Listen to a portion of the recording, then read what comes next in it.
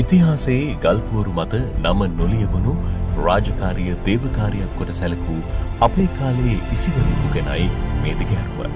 රිකිල්ලගස්කඩ මූලික රෝහලේ වෛද්‍ය අධිකාරීවරයෙකු වශයෙන් සේවයේ නියුතු ඔහු නමින් නිශංක විජේවර්ධනයි. අපි හැමදාමත් ඔබ දන්නවා රජයේ සේවකයෙක් හැටියට අපි බලාපොරොත්තු වෙන්නේ තමන්ගේ රාජකාරිය කරා මගේ රාජකාරිය හරි මම ගෙදර යනවා කියන සංකල්පය තමයි ගොඩක් වෙලාවට මම දකින්නේ. හැබැයි අපි මේ කාර්ය මණ්ඩලෙ මගේ ටීම් වර්ක් එකක් තියෙනවා. අපි හොඳ කණ්ඩායමක් ඉන්න හොඳ කණ්ඩායම හැගීමක් තියෙනවා. ඔවුන් සමග එකතු වෙලා මේ රාජකාරියේ තමන්ගේ සාමාන්‍ය රාජකාරියෙන් ඔබට ගිහිල්ලා අපි රෝහලෙන් එළියටත් ගිහිල්ලා රෝගීන්ගේ දොරකඩටම ගිහිල්ලා ඔවුන්ට අවශ්‍ය ගුණාත්මක සේවාවක් සපයා දීමේ සත්කාරයට බෙහෙවින් අප කැප වෙලා ඉන්නවා. ඉතින් මේක තුල මම හිතන්නේ ප්‍රදේශීය ජනතාව ඉතාමත්ම පැහැදීමක් තියෙනවා රෝහල ගැන. මේ සඳහා මට හොඳ කාර්ය මණ්ඩලයක් ඉන්නවා. ඔවුන්ගේ දායකත්වය ලැබෙනවා. ඉතින් අපි බොහොම සතුටින් කැප වෙලා මේ කාර්යය ඉටු කරනවා. රිකිල්ගස්කර මූලික රෝහල හැටියට අපි මෙහි තියෙනවා අපි වෙනමම වැඩසටහනක් කරනවා සෙනෙහසයත්වල කියලා. ඒකෙදි අපි ගොඩක් වෙලාවට කරන්නේ දරු ප්‍රසූතියට ගෙනියන අම්මට එයාගේ සහකාරයව. එහෙම නැත්නම් මේ බබාගේ තාත්තව අපි එයාට ඔපරේෂන් තියටර් එකට යන්න අවස්ථාවක් දෙනවා. කින්ද අද ඔයාට පුළුවන් මේ බබාව ගන්න වෙලාවට ඒ සීස් එකට සහභාගී වෙන්න.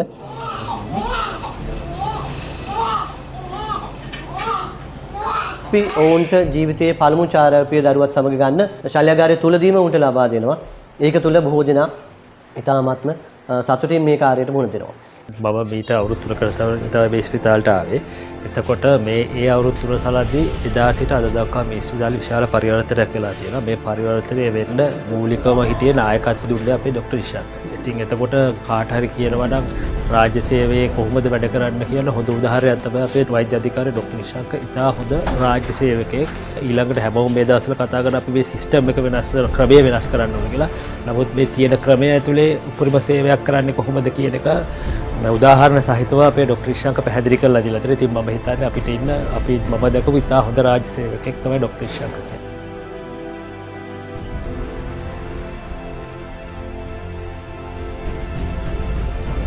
මේ රිකිල්ලගස්කඩ දිස්ත්‍රික් මූලික රෝහල.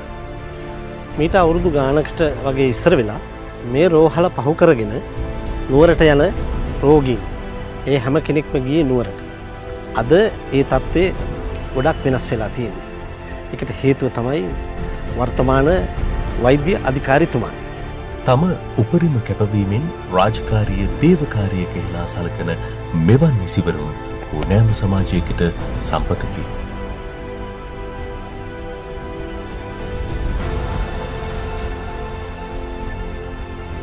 මෙවර ඉන්ටර්නෙට් ඇංකල් ශ්‍රී ලංකා තුළින් අභිසස් කැන්වෙන ඔහුට අපෙන් පුණුසුම් සුභ පිතුම්.